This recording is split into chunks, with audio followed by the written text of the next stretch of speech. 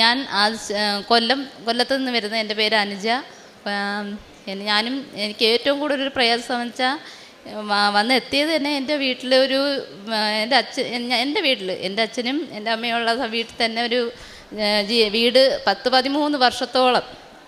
കാരണം എൻ്റെ കല്യാണ സമയത്ത് വെച്ചതായിരുന്ന ഒരു പ്രമാണം വെച്ച് ലോൺ എടുത്ത് എൻ്റെ വിവാഹം നടത്തിയതാണ്. അവർക്ക് തിരിച്ച് പിന്നെ അവർ കുറച്ച് പൈസകൾ അടച്ചു, പിന്നെ കുറേ പെൻഡിങ്ങായി, അങ്ങനെ വർഷങ്ങളോറും പൊയ്ക്കൊണ്ടിരുന്നതായിരുന്നു.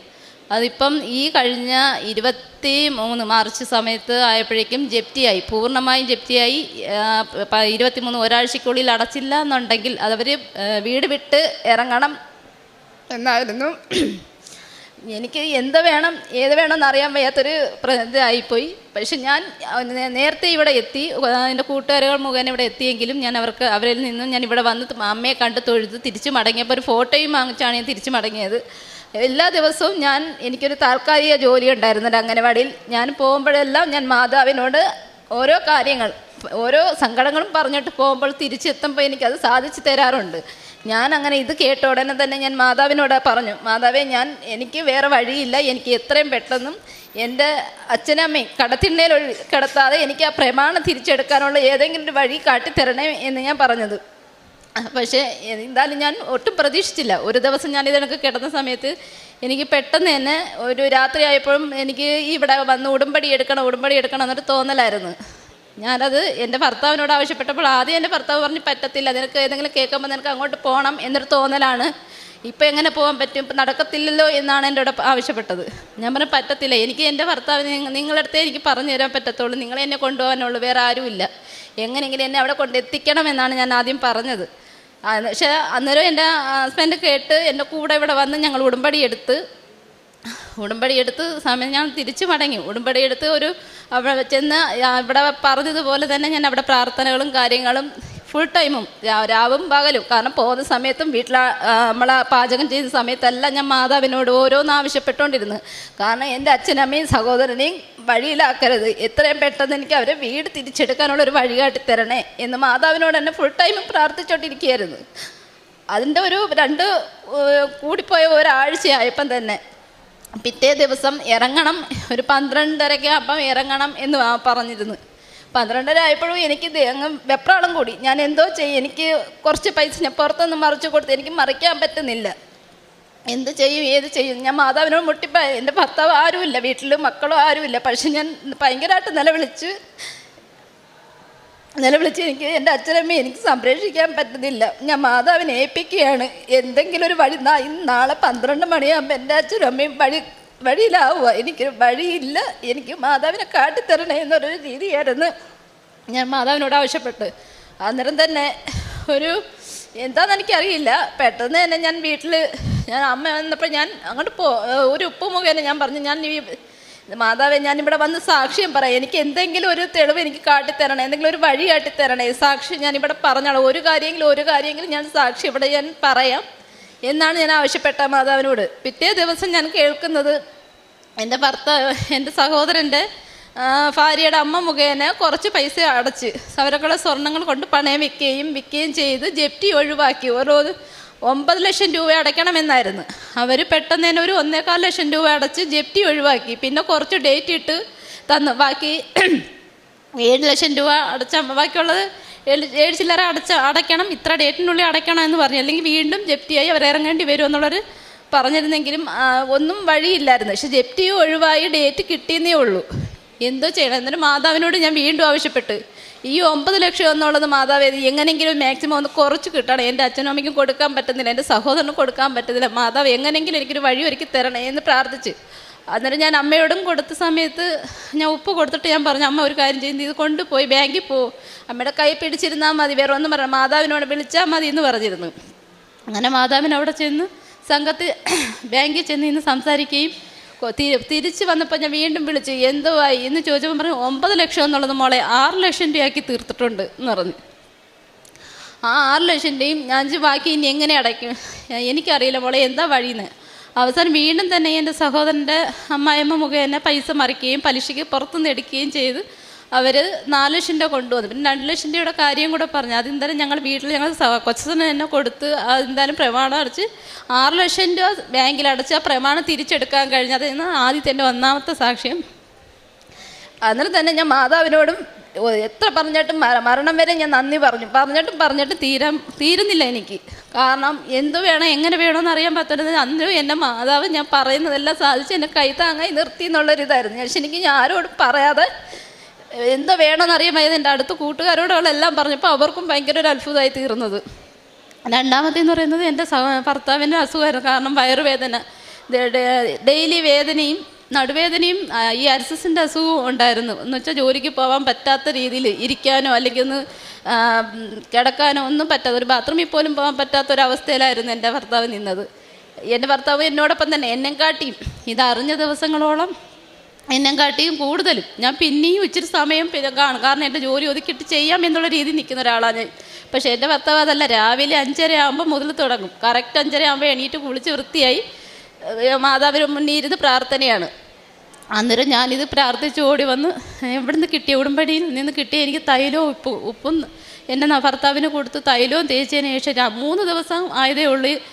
ഹോസ്പിറ്റലിൽ നിന്ന് പോയി മരുന്ന് കഴിച്ചെങ്കിലും കുറവില്ലായിരുന്നു. പക്ഷേ ഇവിടുന്ന് കിട്ടിയ ഇതുകൊണ്ട് പൂർണ്ണ സുഖമായി തീർന്ന് ജോലിക്ക് പോകാനും തുടങ്ങുകയും ചെയ്തു.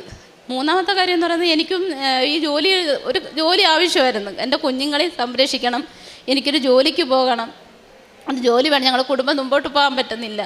അതുകൊണ്ട് രണ്ടും എനിക്ക് നടക്കാൻ പറ്റുന്ന ഒരു ജോലി ആവണേന്നല്ല. ഒരു താൽക്കാലിക ഒരു ജോലി കിട്ടിയെങ്കിൽ അതിന് പൂർത്തിയായി പോകാൻ പറ്റുന്നില്ല. പക്ഷേ എന്നിട്ട് വീണ്ടും അതിനകത്ത് എനിക്ക് പോകാൻ പറ്റാത്ത രീതിയിൽ നിന്നപ്പോൾ വീണ്ടും ഞാൻ പറഞ്ഞു, മാതാവേ എനിക്ക് പറ്റുന്നില്ല, എനിക്ക് എൻ്റെ കുഞ്ഞുങ്ങളെ സംരക്ഷിക്കണം. 2 പൊടിമക്കളാണ്, എനിക്ക് ആരുമില്ല.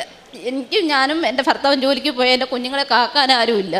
എനിക്ക് അതനുസരിച്ചുള്ള എനിക്കൊരു ജോലി കിട്ടണേ എൻ്റെ മാതാവേ എന്ന് പറഞ്ഞ് ഞാൻ നിന്ന സമയത്ത് തന്നെ തൊട്ടടുത്തൊരു ചെറിയ കടയാണ്. എന്നാലും ഞാൻ അവിടെ ഒരു ഗൂഗിൾ പേക്ക് എൻ്റെ ഫോൺ കംപ്ലൈൻ്റ് ആയിപ്പോയ സമയം കാരണം എനിക്കൊരു ലോൺ അടയ്ക്കാനായിട്ട് ഞാൻ പോയതാണ്. കടയിൽ പോയി ഞാൻ ഒരു യാദൃശ്യമായിട്ടൊരു അങ്ങോട്ടും ഇങ്ങോട്ടും ഒരു സംസാരത്തിലൂടെ എന്ത് പറഞ്ഞു, മോളെ ജോലിയുടെ കാര്യത്തിന് വേണ്ടി ഞാൻ പോയതാണ് മാമ, അത് താമസിച്ച് പോയത് എന്ന് പറഞ്ഞാൽ അതൊന്നും കുഴപ്പമില്ല, നീ ഒരു കാര്യം ചെയ്യും, ഞാനും ജോലിക്ക് ഇവിടെ ഒരാളെ തിരക്കുന്നു, നിനക്ക് നിൽക്കാൻ താല്പര്യമുണ്ടെങ്കിൽ നിൽക്ക്. അത് ഞാൻ അപ്പോഴേ ഞാൻ ഓക്കെ പറഞ്ഞു, വേറെ ഒന്നും തിരക്കില്ല. പക്ഷേ എൻ്റെ സാഹചര്യം എൻ്റെ മാതാവ് അറിഞ്ഞുകൊണ്ടാവാം എനിക്ക് പറഞ്ഞു, മോള് സമയം എപ്പോഴാണോ അപ്പം വന്നാൽ മതി. കാരണം എൻ്റെ കുഞ്ഞുങ്ങളെ സ്കൂളിൽ പറഞ്ഞ് വിട്ടു 9:30 ആകുമ്പോൾ എനിക്ക് കയറിയാൽ മതി. തിരിച്ച് ഒരു 11:30-12 മണിയാകുമ്പോൾ ഇറങ്ങാം. ആ 12 മണി കഴിഞ്ഞ് പിന്നെ തിരിച്ച് കയറി കഴിഞ്ഞ് എൻ്റെ മക്കൾ സ്കൂളിൽ നിന്ന് വന്ന് അവരെ കാര്യങ്ങളെല്ലാം കഴിഞ്ഞ് അവർ ട്യൂഷന് വിട്ട് കഴിയുമ്പോൾ ഒരു 5 മണിയായിട്ട് കയറി കഴിഞ്ഞ് തിരിച്ച് 7:30-8 മണിയാകുമ്പം എനിക്ക് എന്നെ അങ്ങനെ രണ്ട് കാര്യം മുമ്പോട്ട് കൊണ്ടുപോകാൻ പറ്റുന്ന ഒരു രീതിയിലൊരു ജോലി എനിക്ക് കിട്ടിയ തെറ്റില്ലാത്തൊരു ശമ്പളവും അതിനകത്തുണ്ട്. ഒരുവിധം ഇപ്പം ഞാൻ നല്ല സമാധാനത്തിലും സന്തോഷത്തിലും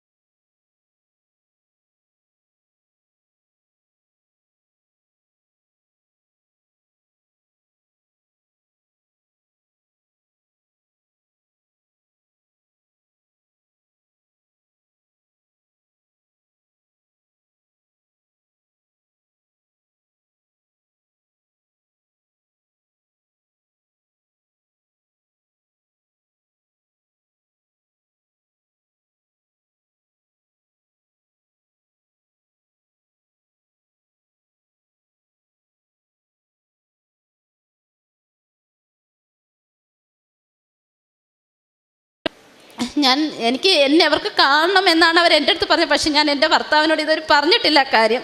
ഞാൻ പറഞ്ഞു, ചേട്ടൻ എന്നെയല്ല കാണേണ്ടത്, കൃപാസന മാതാവിനെയാണ് കാണുന്നത്, ഞാൻ അതിനൊരു നിമിത്തമായെന്നേ ഉള്ളൂ, നമുക്ക് എവിടെയെങ്കിലും വെച്ച് കാണാം, ആ ചേട്ടന് പറ്റുമെങ്കിൽ ചേട്ടൻ അവിടെ ചെല്ലുക എന്നാണ് ഞാൻ പറഞ്ഞത്.